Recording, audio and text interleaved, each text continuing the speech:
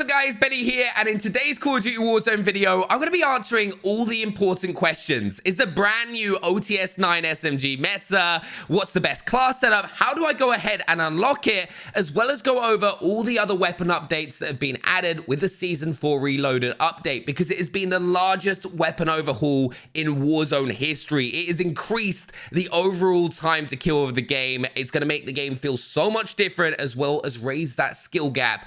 And a few other things which I'll go on later when we check out all the other changes. But first of all, let's talk about the OTS 9, the new SMG. Always an exciting addition to a game when a new weapon gets added. But the OTS 9 is a full auto submachine gun. It's impressive firepower at close range with good visibility while firing. Reliable recoil control with a smaller magazine size. So when we go into the gun, I want to start off with the ammo, because this is a very important thing to talk about. Is the ammo size is smaller than a lot of the other SMGs in the game. This is an SMG. You're not going to be able to take out a full trio or a quad unless you are very, very accurate. So you're going to have to break up the fight a little bit more. The 40 round fast mag is pretty much a must pick for the OTS 9 from my experience with the gun already. Because remember, I'm going to show you a win using this on Rebirth as well, so you can see it fully in action. The muzzle, you're going to want to go ahead and use the GRU suppressor. The ADS speed with this is pretty good already. The handling is really nice. So the GRU suppressor is going to give you that extra bit of recoil control and increase of effective damage range. And from my experience, this can actually hit people at a distance, because the iron sight is really, really clean. Obviously, nowhere near like an assault rifle, but still really effective. Then the barrel I go for is the 8.1 Task Force. The underbarrel, I go for the Bruiser Grip for that extra movement speed. And then I go for the Serpent Wrap. That for me is a really good all-round build for SMGs at the moment. If you don't, what you can do as well is, if you want a full mobility build, you can go ahead and get that and go for the KGB skeletal stock. But personally for me, 8.1 Task Force is the way to go. But honestly, incredible build. And some of you may be wondering, how do I go ahead and unlock it quickly? It's going to be tough in Warzone, because if we go all the way out here, what we can do, and if you look at the challenge, using the SMGs, kill 2 or more players rapidly in 15 different matches. That's going to take you some time. One of the faster ways to do it is go ahead and unlock it in Black Ops Cold War with zombies. That's going to be a faster way to do it. But otherwise, the blueprint that is available in the store is actually a very good build. It's very close to what I actually recommend. It's got the GRU elastic wrap on the wire stock rather than the Bruiser Grip, and the VDV reinforced rather than the Task Force barrel. But a really good build overall, gives you a good idea of the weapon. But I want to go ahead and show you the weapon in action so you can see it in all its glory. All right, here we go. The OTS 9, the brand new weapon, Season 4 Reloaded. This is what we've been waiting for. 1, 2. Oh, I've just realized the big error. Sorry. Oh. Oh, no. Oh, no. No, it's sick, though. Oh, my God. I need your stuff. I'm so sorry. Oh, we've got 2 people. 1 on the top. Honestly, good at, like, kind of mid-range. It's like a MP7 on steroids. Look at it. It's amazing. Oh my god. Oh my god, there's someone else. But it's fine. It's fine. I've got the OTS. The hardest thing here is managing your ammo, because obviously 40 rounds is the most that you can have. So if you kind of burn through your ammo too quickly, or you miss your shots, it's not going to feel as good. But on the plus side, it's really easy to use. It's the Cold War vector. That's what this is. It's risky, right? This is where we see if it really how much it really shines. Oh. Okay, nice. We've got 2 more people coming at us.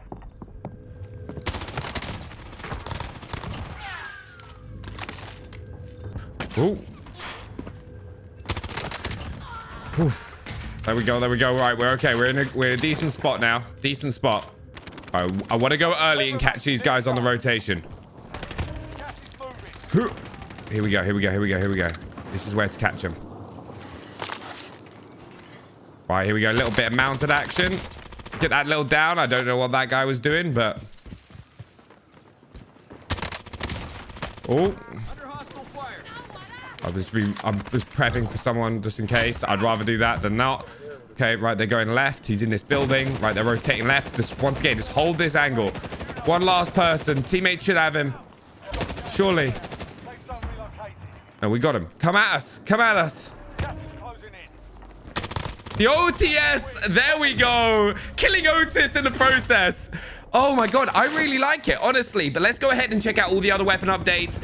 The OTS is genuinely a really good gun. So let's get into the largest weapon change in Warzone history, starting off with what Raven had to say. The following changes are our first major step towards increasing the average time to kill within Warzone. It is important to note that these weapon adjustments were not made in a vacuum. When evaluating an individual change, some may seem quite drastic, but they were made holistically and in a way that supported a lockstep increase in average time to kill across multiple weapon categories. Torso multipliers were a considerable focus of these changes, with how often they would act as flat damage increases, given how consistently that location could be hit.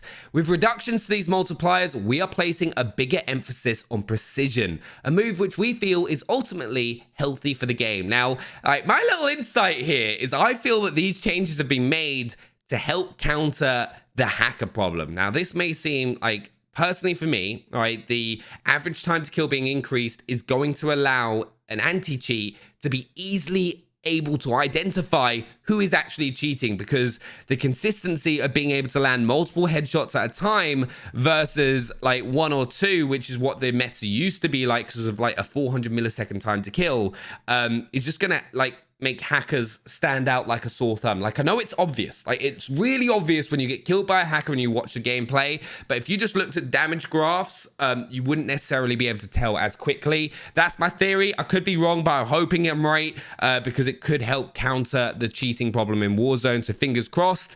Statistically, there will always be a best weapon. That is the nature of a competitive game. Players will seek out and employ any advantage they can. It's kind of true, regardless how minuscule it may be. Not gonna lie there, so I exactly do. We will take great care to ensure that the best weapon never overstays its welcome and has effectiveness that scales with the skill of the handler. Conversely, there are also a great deal of players who prefer a myriad of options to choose from. Our goal is to provide exactly that. We will continue to compress outliers both over and underperforming until each weapon is viable at the very least. We do not want players to feel they are at a distinct disadvantage for not conforming to the generally accepted best weapon. We will be closely monitoring weapon performance to ensure the game is in a healthy state following the biggest balance update in the history of Warzone. And like, I'm just going to go straight down. Pardon.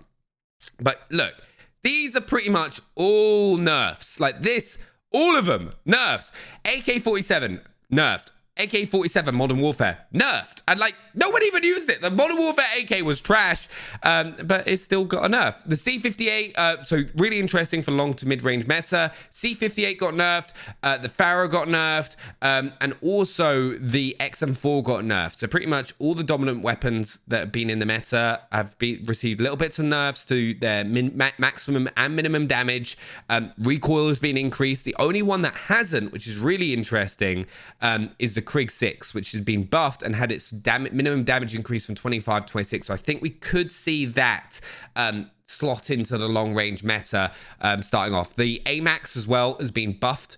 Well, not, it's kind of like a mix, right? The headshot multiplier has been increased, but the torso multiplier has been decreased. So you're going to get those high headshot damages again, just not that upper torso multiplier. So it could, if you're accurate land those headshots, the AMAX is going to still be very good again.